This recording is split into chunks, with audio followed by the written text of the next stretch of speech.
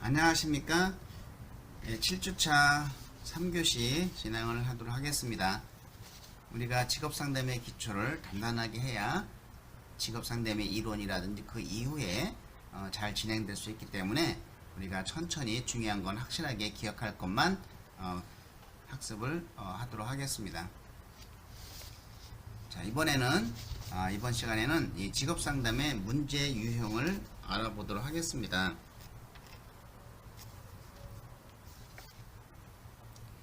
사실 이제 직업상담의 문제 유형이라고 하는 것은 문제 유형이라고 하는 것이라고 쓴 것이 조금 이상한 용어기는 하겠지만은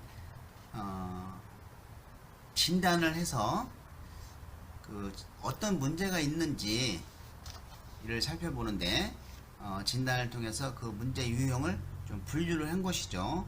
어떤 문제들이 있는지. 자, 그래서 첫 번째는 우리가 특성 요인 진로 상담 이론에서 파슨스에 의해서 윌리엄슨이 이 특성 요인 이론의 대변인으로 떠올랐죠. 그래서 이 윌리엄슨은 그 특성 요인 진로 상담 이론을 특성 요인의 이론을 상담으로 적용을 한 것이죠. 그래서 상담의 6단계, 6과정도 만들고 그리고 이러한 4가지 분류를 한 것이죠. 자, 이 4가지 분류를 살펴보면은 첫 번째는 진로 무선택입니다. 자, 이 진로 무선택은 한마디로 얘기해서 직업을 선택하지 않았다는 것이죠. 또 인식조차 없는 상태예요. 아무 생각 없는 것이요. 직업에 대해서는 직업 무선택. 그 다음에 불확실한 선택.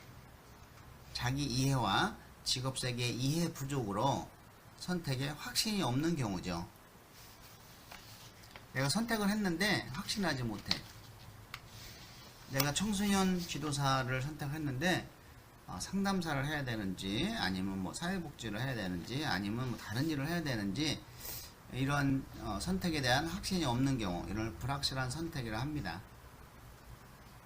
그리고 현명하지 못한 선택, 이것은 우리가 어리석은 선택이라고 하는데 자신의 흥미와 적성과 관계없는 직업을 선택하는 경우다. 자, 이 윌리엄스 특성 요인 이론에서는 흥미와 적성 간의 문제지 어떤 흥미와 가치관 이런 건 아닙니다. 다른 거와 비교하진 않았어요. 흥미와 적성의 관계를 가지고 본 겁니다. 그래서 자신의 흥미와 적성과 관계없는 직업을 선택하는 경우를 현명하지 못한 선택이라고 합니다. 자, 네 번째는 흥미와 적성 간의 모순인 것이죠. 이것은 내가 흥미가 있는 직업에는 적성이 없고 적성이 있는 직업에는 또 흥미가 없는 경우에 해당이 되겠죠. 그래서 우리가 이거를 한 단어씩 따면은 무불 어흥이다.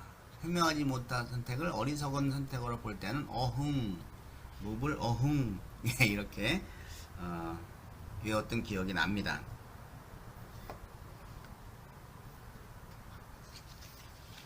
만약에 흥미와 적성 간의 모순을 빼고 적성을 빼고 흥미와 가치 간의 모순 이렇게 하면 틀린 것이죠. 이거는 흥미와 적성을 가지고 살펴본 겁니다.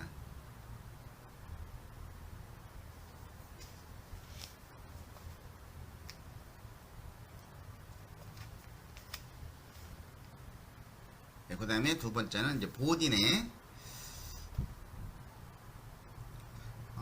여기에 다시 한번 보충 설명을 좀 하게 되면은 현명하지 못한 선택 3번을 더 한번 집중적으로 보시기 바랍니다.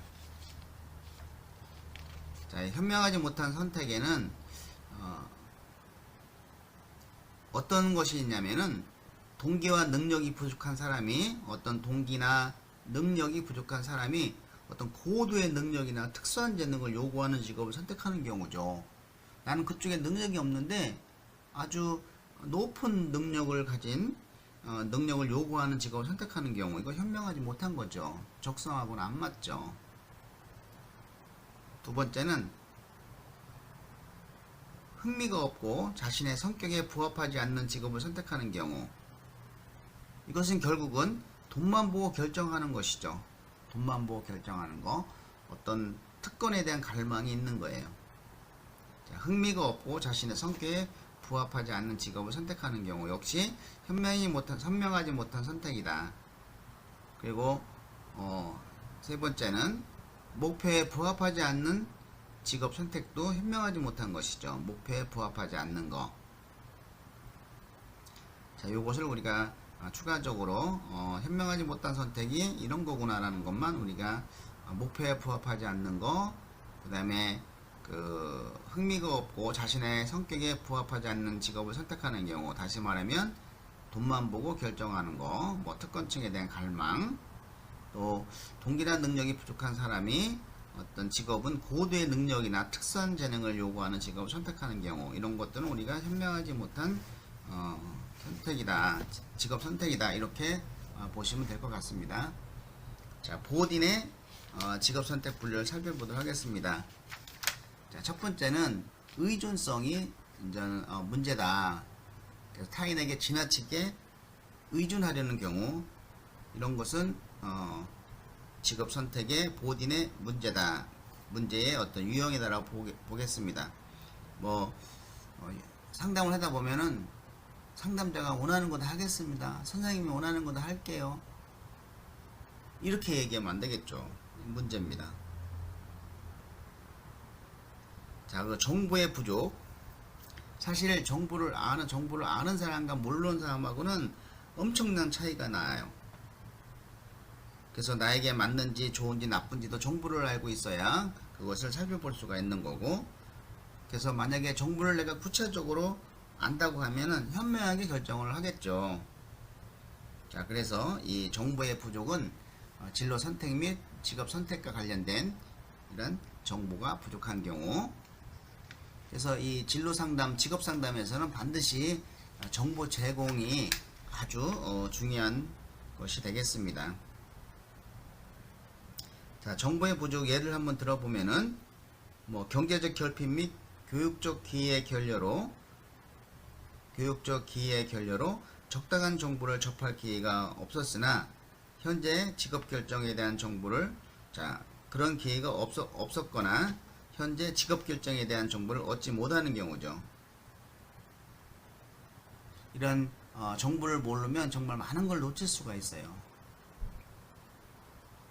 자, 세 번째는 자아 갈등, 내적 갈등이죠. 중요한 결정을 내려야 할 때 갈등하는 경우예요. 이것은 어떤 둘 이상의 자아 개념과 관련된 반응 기능들 사이에서 갈등하는 것이죠. 하나의 자아 개념과 다른 자아 개념 사이에서 갈등하는 경우가 바로 이제 내적 갈등입니다. 이걸 선택할까 저걸 선택할까, 자신의 진로 및 직업의 선택에 대한 갈등, 또 결혼 등 삶의 중요한 결정을 내려야 하는 상황에서 이 갈등을 경험할 때 내적 갈등이라고 합니다. 자, 네 번째는 선택에 대한 불안이죠. 자신이 하고 싶은 일과 타인이 기대하는 일이 다를 때 불안을 경험하는 경우죠.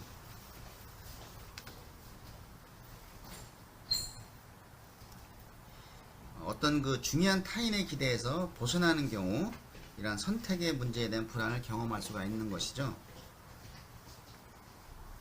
그 다음에 다섯 번째는 확신의 결여입니다. 확신의 결여, 이것은 문제 없음, 가로치고 써보세요. 문제 없음이라고도 봅니다. 확신의 부족, 확신의 결여, 문제 없음. 이것은 진로 선택 및 직업 결정에 대한 확신이 부족한 것이죠. 자, 그래서 다음 중 보딘의 직업 선택 문제에 해당되지 않는 거, 그러면은 다섯 가지 이외의 것을 고르시면 돼요. 그래서 의정자, 선확, 의전자, 선확, 이렇게 앞자를 따서 기억을 하면 좋겠습니다. 자, 의정자, 선확.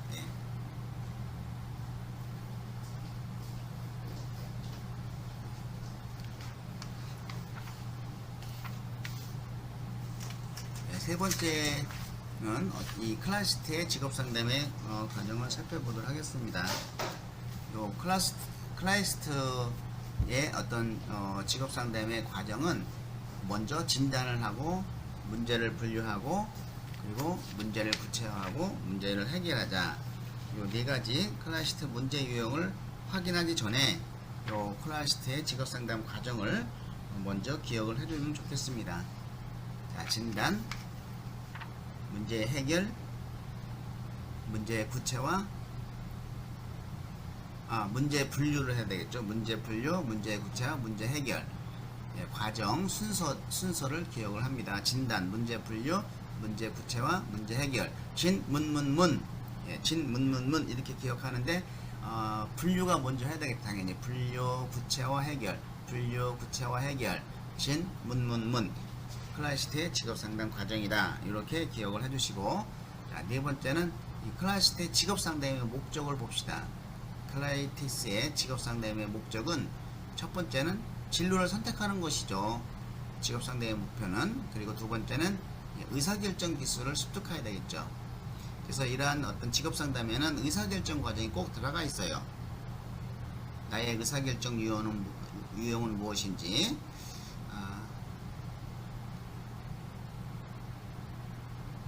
아마 배운 바 있을 겁니다. 뭐 합리적 의사결정 유형인지 또는 직관적인 의사결정 유형인지 의존적 의사결정 유형인지, 자, 이렇게 그 의사결정 기술을 습득해 나가는 것이고, 그리고 세 번째는 적응의 고양입니다. 적응의 고양. 예, 고양. 이러한 목표를 달성하기 위해서 우리가 면담 기법이라든지 결과를 해석한다든지 직업 정보 등이 포함되어야 한다는 거, 이것이 이제는 클라시스트의 직업상담의 목적이다. 이거를 먼저 기억을 해주시기 바랍니다.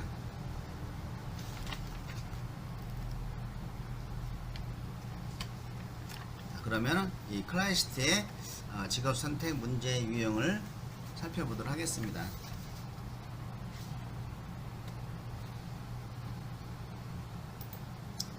예, 첫 번째는 적응성입니다. 자, 적응성의 문제, 이것을 적응 문제라고 하죠. 두 번째는 결정성. 자, 결정성, 이것은 우유부단 문제입니다. 적응의 문제, 그 다음에 결정성의 문제, 이것은 우유부단의 문제. 그리고 현실성, 비현실성의 문제입니다. 현실성, 비현실성의 문제. 자, 세 가지. 일단은 문제 유형 분류입니다. 적응성, 결정성, 현실성. 이걸 다시 얘기하면은 적응의 문제, 우유부단 문제, 비현실성 문제. 자, 요게 이제 현실성, 요게 비현실성 문제죠.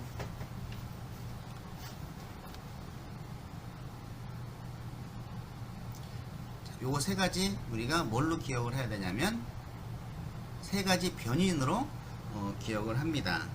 그래서 적결현, 예, 적결현, 이렇게 기억을 합니다. 세 가지 변인, 클라시스트의 직업 문제 분류의 세 가지 변인. 먼저 적응성, 결정성, 그리고 현실성. 현실성은 비현실적 문제, 비현실성 문제, 예, 비현실성 문제하고, 이 결정성은 우유부단 문제, 우유부단 문제, 적응성, 적응의 문제죠. 자, 그렇다고 하면은 이제 적응성에 대한 이야기를 살펴보면은 흥미와 적성의 일치 여부에 따라 적응형, 부적응형으로 나눈다. 이렇게 적응성의 두 가지 종류, 적응형, 부적응형. 그래서 적응형은 흥미와 적성이 일치하는 분야에 발견한 유형이죠. 여기서 흥미와 적성만 나오지 다른 뭐 가치관이라든지 이런 거 안 나옵니다. 자, 흥미와 적성이 일치하는 분야를 발견한 유형이고, 부적응형은 흥미와 적성이 일치하는 분야를 찾지 못한 유형이 바로 이제 부적응형입니다. 자, 결정성은 이 결단성 부족이나 어떤 재능의 풍부함에 따라 우유부단형과 다재다능형으로 구분하는 것이죠. 이 다재다능형은 우리가 재능이 많다 이렇게 볼 수가 있죠. 가능성이 많다, 재능이 많다. 그래서 이 재능이 많아서 흥미와 적성에 맞는 직업 사이에서 결정을 내리지 못하는 경우입니다. 그리고 우유부단형은 흥미 적성에 관계없이 어떤 직업을 선택할지 결정을 내리지 못하는 유형이죠. 그래서 이 클라이티스의 분류에 의하면 우리가 뭐 내 성격은 우유부단하다라고 쓰면은 좀 안 되겠죠. 좀 문제가 있는 거죠. 클래스 문제에서. 그래서 이 결정성에는 다재다능형, 재능이 너무 많다, 선택의 가능성이 너무 많아서 결정을 못하는 경우, 우유보다는 이런 흥미적성에 관계없이 내가 어떤 직업을 선택할지 좀 결정을 내리지 못하는 유형이다. 그리고 현실성, 이거는 비현실성 문제라고 했습니다. 자, 이 현실성은 직업적 흥미나 적성 수준에 따라서 그 적성 수준에 따라 비현실형, 강압형, 불충족형으로 나눈다라는 것이죠. 그래서 비현실형은 적성 수준보다 높은 적성을 요구하는 직업을 선택하거나 또 흥미를 느끼나 그 분야에 적성이 없는 유형, 자, 자신의 적성 수준보다 훨씬 더 높은 적성을 요구하는 직업을 선택하는 거, 비현실형이다. 내가 축구를 못하는데 축구선수 되고 싶다고 하는 거,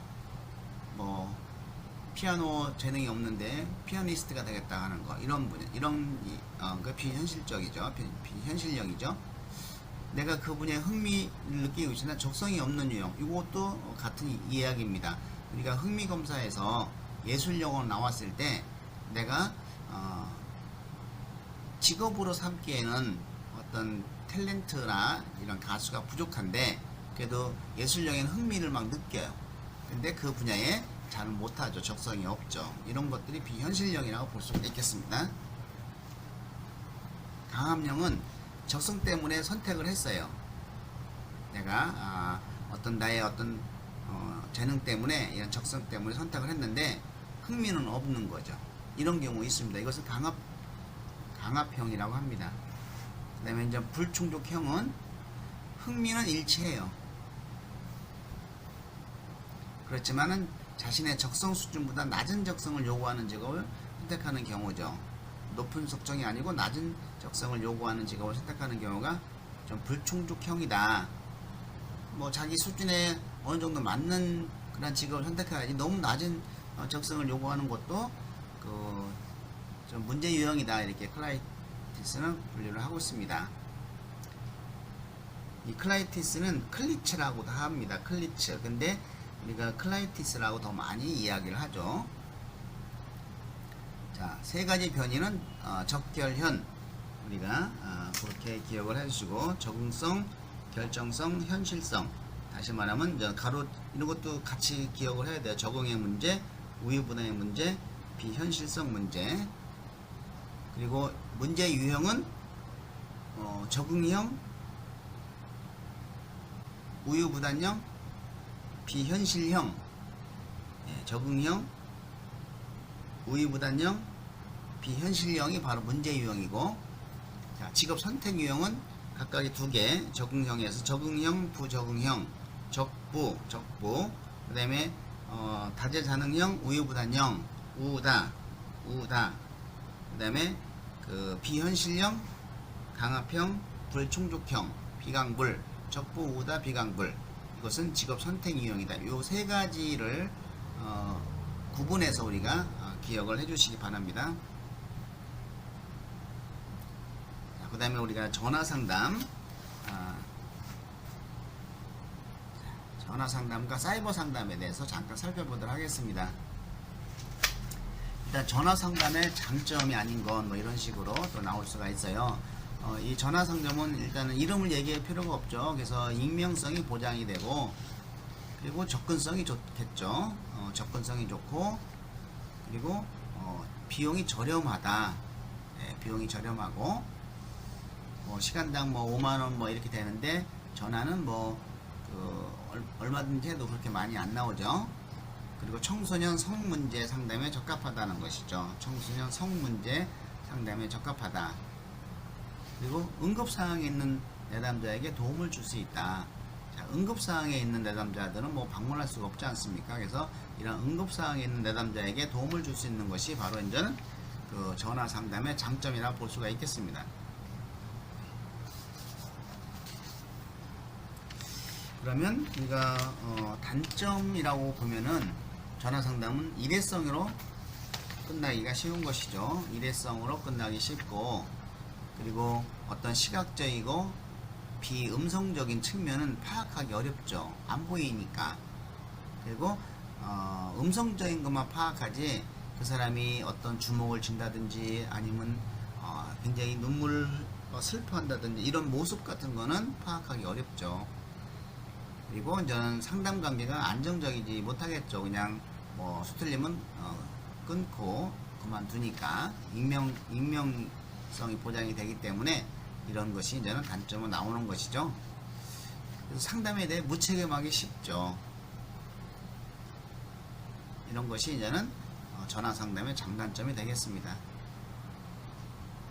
자, 그리고 이제 사이버 상담의 장단점을 보면은, 사이버 상담은 요즘 우리가 코로나19 때문에 이 사이버 상담이 또 많이 발전되고 있죠. 한편으로는 비용이 경제적이죠. 그리고 자발적 참여로 상담이 진행돼서 문제 해결에 대한 동기가 높죠. 자, 자발적 참여, 또 편리하고 접근이 용이하죠. 해외에 있는 사람들도 다 뭐 줌이라든지 아니면 뭐 구글 미트라든지 뭐 학교에는 뭐 구글 클래스룸 뭐 이런 걸 통해서 또 하죠.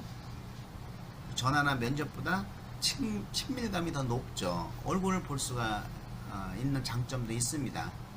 그리고 익명성이 보장이 되죠.